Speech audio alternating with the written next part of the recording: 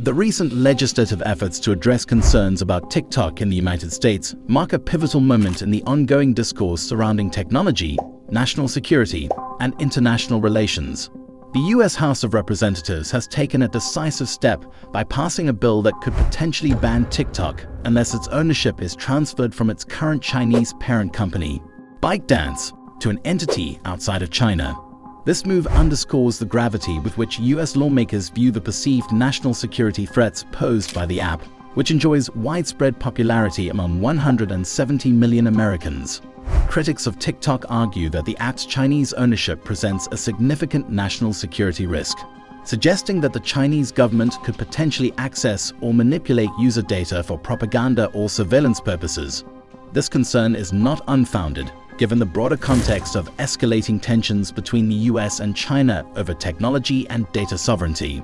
The FBI Director, Christopher Wray, has voiced significant national security concerns associated with TikTok, reinforcing the narrative that the platform could be leveraged by the Chinese government in ways that undermine US interests.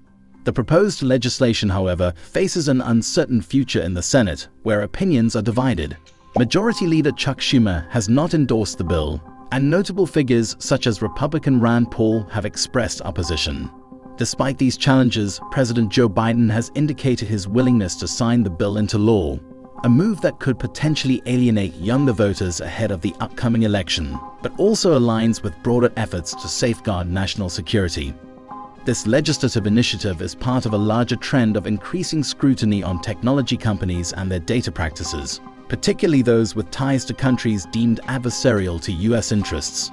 It follows earlier attempts under the Trump administration to address these concerns, including a proposed but ultimately failed sale of TikTok's American assets to Oracle Corp.